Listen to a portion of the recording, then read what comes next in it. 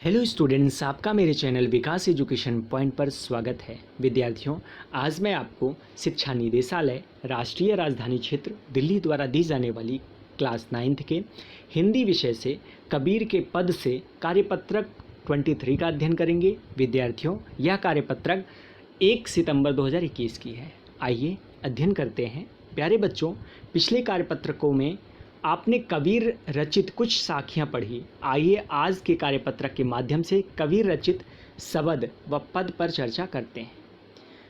विद्यार्थियों, मौको कहाँ ढूंढे बंदे, मैं तो तेरे पास में, ना मैं देवल ना मैं मस्जिद, ना काबे कैलाश में, ना तो कौने क्रियाक्रम में, नहीं योग बैराग में, खोजी होए तो तुरंत मिले हैं, पल भर की तलाश में, कहे कबीर सुनो भाई साधो सब श्वासों की श्वास में। अर्थात बच्चों, प्रस्तुत शब्द में कबीर ईश्वर के माध्यम से भक्तों को एक संदेश दे रहे हैं कि मुझे ईश्वर को तुम कहाँ ढूंढ रहे हो, मैं तुम्हारे पास ही में ही हूँ। ना तो मैं मंदिर में हूँ और ना ही मस्जिद में हूँ, मैं ना तो काबा में हूँ और ना ही कैलाश में। अर्थात मैं किसी तीर्थ स्थल या देवस्थ में नहीं हूँ। ईश्वर या अल्लाह को पवित्र और तीर्थ स्थानों पर ढूंढना नहीं चाहिए। किसी विशेष क्रियाकर्म से या किसी विशेष योग वैराग्य या पूजा पद्धति से भी मुझे नहीं पाया जा सकता है। यदि कोई खोजने वाला अर्थात समझदार हो तो मैं तो पल भर भी तलाश में उसे मिल सकता हूँ। कबीर कह रहे हैं कि साधना करने वाले साधक सुनो, मैं श्वास लेने वाले प्रत्येक प्राणी के हर सांस में मौजूद हूँ। अर्थात जीवन का आधार मैं ही हूँ। इसमें कुछ गुण शब्द दिए गए हैं। देवल का मतलब होता है बच्चों देवस्थल। काबा मुस्लिमों का एक तीर्थ स्थल होता है और कैलाश बच्चों हिंदुओं का एक तीर्थ स्थल है। आइए अब प्रश्नों के आंसर करते हैं, उत्तर करते हैं। आशा है कि आप इस पद का भावार्थ को समझ लिया होगा। आइए इस पद पर आधारित कुछ प्रश्नों के उत्तर देखते हैं। यहाँ बंदे शब्द से क्या अर्थ है बच्चों? बंद, कमरा, कैदी या सामान्य आदमी? तो यहाँ बंदे से मतलब है बच्चों जन सामान्य सामान्य आदमी से। तो ऑप्शन 4 या घ सही हो जाएगा।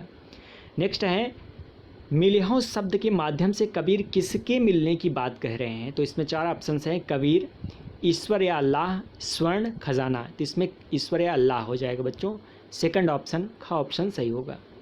नेक्स्ट है, यहाँ साधो शब्द से क्या तात्पर्य है? तो पहला है कोई कर्मचारी, दूसरा है साधना करने वाला, तीसरा किसान, चौथा उपयुक्त में से कोई नहीं। तो इसमें हो जाएगा ख ऑप्शन सही हो जाएगा, साधना करने वाला। नेक्स्ट है, यहाँ क्रियाकर्म से क्या अभिप्राय है? तो चौथा क्वेश्चन है, इसका आंसर लिखते हैं बच्चों। ईश्वर को प्रसन्न करने के लिए जो कार्य किए जाते हैं उसे क्रियाकर्म कहा जाता है, जैसे वैराग्य, पूजा पद्धति, योग आदि। क्वेश्चन नंबर 5 है बच्चों, कबीर के अनुसार पल भर की तलाश में ईश्वर कैसे मिल सकता है? तो इसका आंसर लिखेंगे।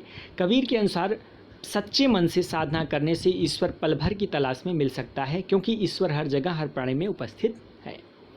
नेक्स्ट क्वेश्चन है, गतिविधि है बच्चों। आशा है कि आप इस पद को पढ़ने और इसका भावार्थ समझने का आनंद लिया होगा। इस पद से व्यक्त कबीर के विचारों से आप कहाँ तक सहमत हैं या असहमत हैं, अपने विचार का अनुच्छेद के रूप में लिखना है। तो इसको लिखते हैं बच्चों। मैं पद में व्यक्त कबीर के विचारों से पूरी तरह सहमत हूँ, क्योंकि ईश्वर हर जगह हर एक वस्तु, चाहे वह निर्जीव हो या सजीव हो, हर जगह विद्यमान है। ईश्वर को पाने के लिए किसी भी तरह की क्रियाकर्म या पूजा पद्धति आदि की आवश्यकता नहीं है, बस ज़रूरत है तो सच्चे मन से साधना करने की। तो इस प्रकार से बच्चों गतिविधियों को हम कर लेंगे और प्रश्नों के उत्तर लिख लेंगे। यह था आज का हमारा कार्यपत्रक। बच्चों, कोविड-19 जैसे महामारी से सुरक्षित रहने के लिए हमें नियमित रूप से अपने हाथों को साबुन और पानी से धुलना चाहिए। धन्यवाद।